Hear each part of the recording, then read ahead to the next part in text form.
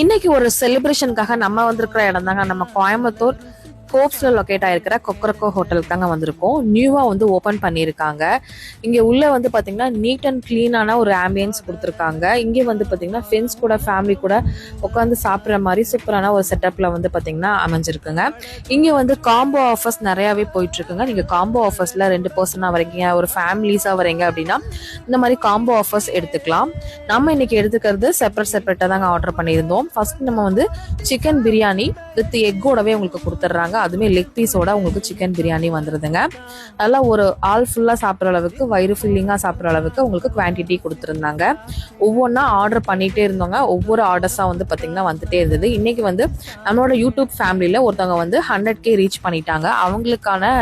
அவங்க வந்து எங்களுக்கு ட்ரீட் கொடுத்தாங்க. அதாங்க இந்த வீடியோ. இது எல்லாமே வந்து நூல் புரோட்டா உங்களுக்கு வந்து பாத்தீங்கன்னா கேரளா ஸ்டைல்ல கொடுத்துருந்தாங்க. மலபார் சிக்கன், உங்களுக்கு கேரளா டைப் சிக்கன், அப்புறம் சில்லி சிக்கன், கிரில், அந்த மாதிரி எல்லாமே, சிக்கன் மஞ்சூரியன், அந்த மாதிரி நிறைய டிஷ்ஷஸ் வந்து பாத்தீங்கன்னா ஆர்டர் பண்ணியிருந்தாங்க.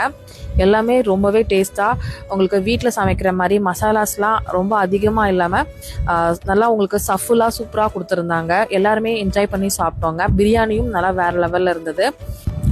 கிரில்ல வந்து பார்த்தீங்கன்னா பெப்பர் கிரில் சிக்கன் ப்ளஸ் வந்து பார்த்தீங்க அப்படின்னா கிரில் சிக்கன்னா நிறையா 2 வெரைட்டிஸ் பார்த்தீங்கன்னா வாங்கியிருந்தோம்.